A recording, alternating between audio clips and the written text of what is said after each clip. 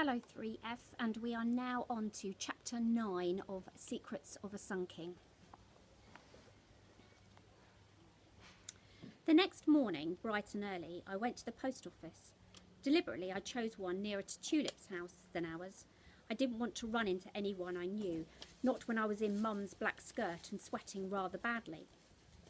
First 9 words are twopence, the lady behind the counter had said, looking down at her nose at me. After that, it's a penny a word. I prayed it wasn't obvious I'd never sent a telegram before. Without my school hat, I might pass as an office junior on an errand, albeit a very young one with clammy hands. I thought how Tulip would be confident, smiling, looking everyone in the eye, and tried my best to do the same. Here, I slid across the money, all in halfpennies. She counted it, then passed me the form to fill in. 9 words wasn't much. I settled on change of plan, stop. Go to Luxor, stop. Tickets on way, stop. I signed it, Mr. Pemberton. When I'd finished, the post office lady checked it, then sent it off. I tapped my foot nervously in time with the telegram machine. When will it be delivered, please? I asked. She glanced at her watch. I'd give it 30 minutes. I couldn't believe it had been that easy, and that fast. My optimism didn't last, mind you. Halfway down the street, I heard the first of the day's newsboys. It wouldn't have been such a shock had I seen the headline over breakfast, but I ducked out this morning too keyed up to eat. Carter discovers tomb, steps as hunt for King Tut closes in. Panic washed over me. So he'd found the official tomb, or at least the way in. This was just the sort of development we didn't need. How much longer would it be before Mr. Carter dug his way right inside? How or who would the curse strike next? I couldn't shake off the feeling of danger hanging over us. If there was a downside to reading Lysandra's account, this was it. I worried now that almost everything was a sign. I just prayed Tulip's part of our plan had gone as smoothly as mine. By the time I reached Makepeace Avenue, it was nearly 10 o'clock. I'd come to give Tulip the jar and the professor's translations. Thankfully, she answered the front door, grabbing my sleeve and practically dragging me inside. "Have you seen the news this morning about the tomb steps?" I asked. She nodded, her finger on her lips, and hurried me to the library. There she shut the door behind us and leaned against it. She looked rather grim. I perched on the sofa next to Oz, who was biting the skin around his fingernails.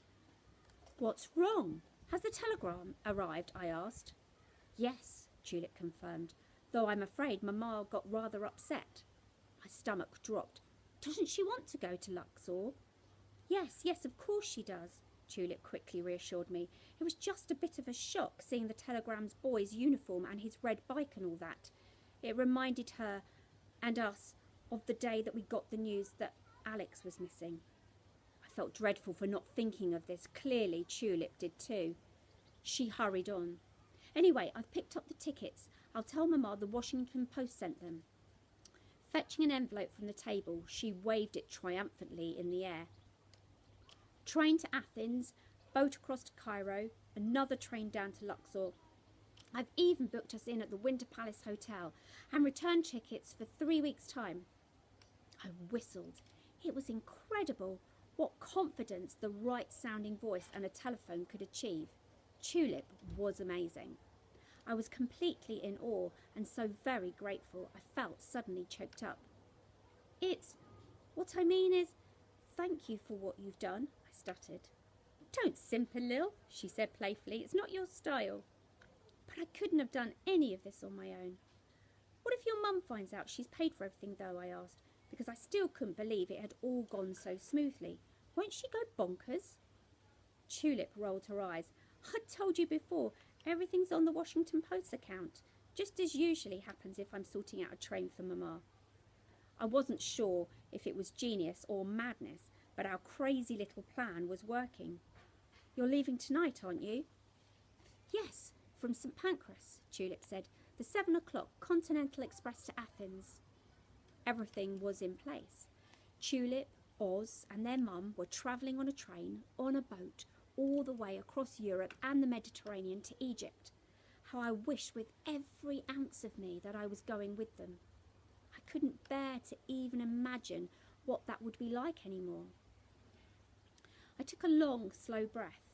All that was left to do now was hand over the jar.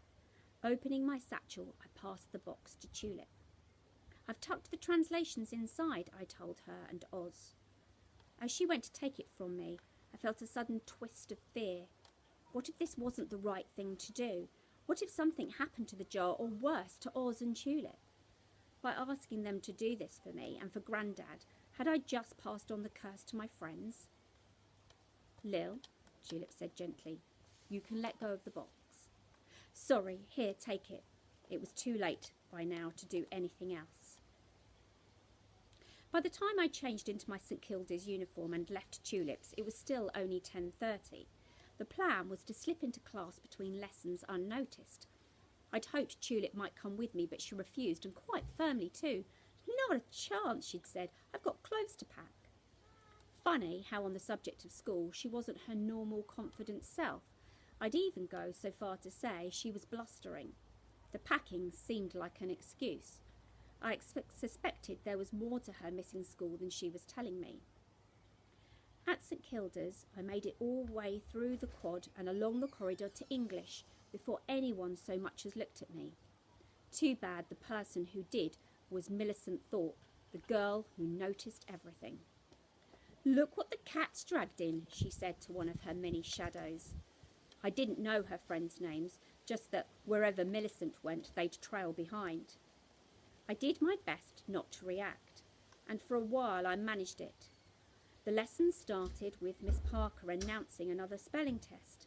Not my favourite pastime by anyone's standards, but for once I had a go at all 20 words, and even did a few doodles in the margin for good measure. I was determined not to be glum.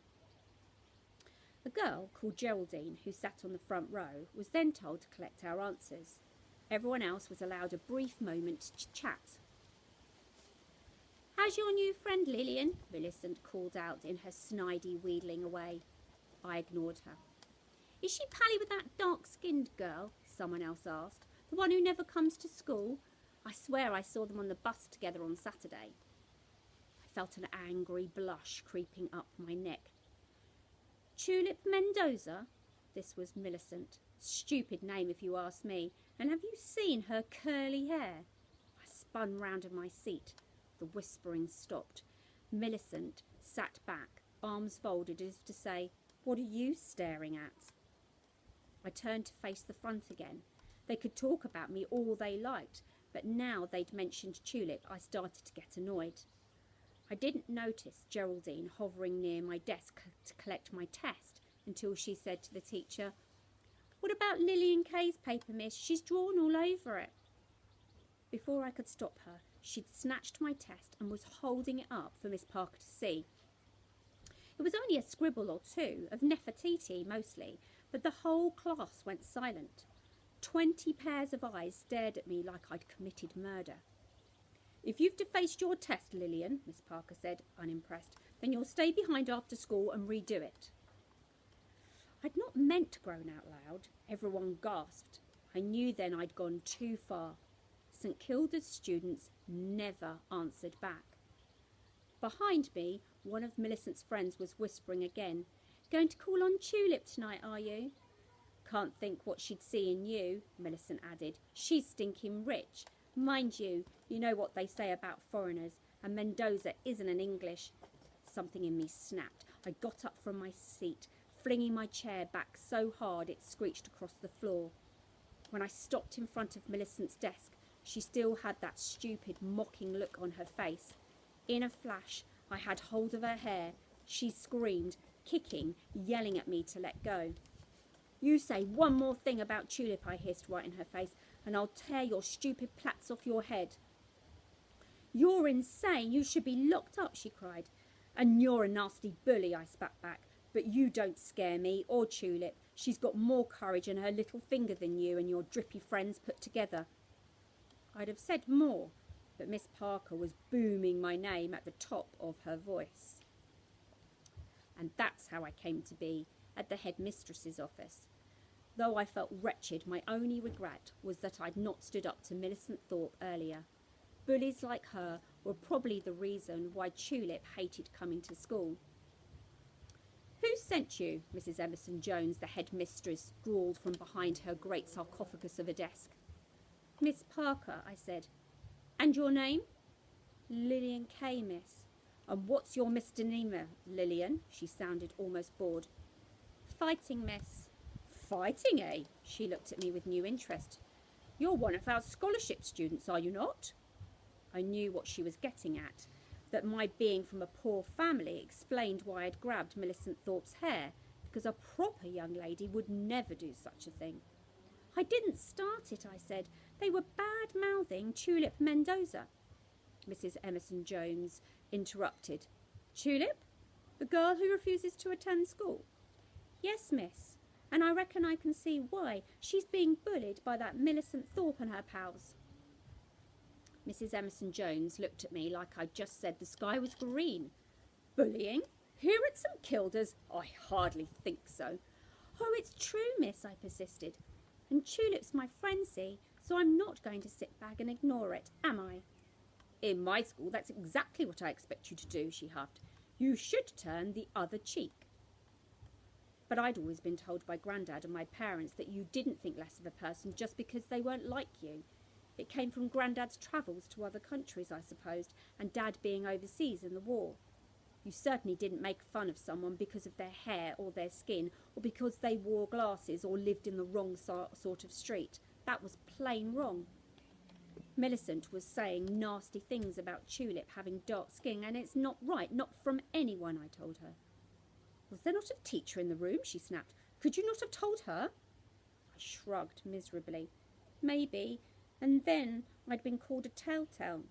"Instead, you have chosen to behave like a thug," Mrs. Emerson Jones explained. "It won't be tolerated in this school, do you hear?" My heart sank to the floor. We all knew what the punishment was for fighting, and as Mrs. Emerson Jones opened the desk drawer, I squeezed my eyes shut. I didn't want to see how big the birch was. She crossed the room to stand in front of me. My stomach now was one big knot, the smell of her flowery perfume making me feel sick. "Left hand," she instructed. I held it out flat, thinking she'd go for the palm. That's what Mr. Watkins at our primary school did, though his assistant, Mr. Crosby, rapped your fingers with a metal ruler. Either way, it was bad. I'd seen kids come back to class afterwards with their hands stuffed into their armpits, trying not to cry. "Not like that!" Tutting Mrs. Emerson Jones grabbed my hand, scrunching it into a fist. I kept my eyes tightly shut. Halfway through a breath, the birch came down. She'd gone for the knuckles. The pain was white hot, like a burn, a sting. The worst of both at once. She did it again and again. And then she stopped, and the pain got 20 times worse. She might as well have shoved my hand into a fire. When I dared to look up, Mrs. Emerson Jones was back behind her desk again, like nothing had happened. The only sign was 3 white wheals on the back of my hand. The pain made my eyes stream. "Return to your lessons," she instructed. Yet as I turned to go, there came the worst blow of all. "Your parents will be informed of your contact by afternoon's post." The mark on my hand wouldn't be too bad to hide. A letter home was something else. Dad would have a flying fit. I'd be grounded. He'd stop my few pence pocket money. More than that, though, he'd be disappointed. The quiet girl with her nose in a book was fast becoming a bit of a rebel, and I didn't think he'd like her very much.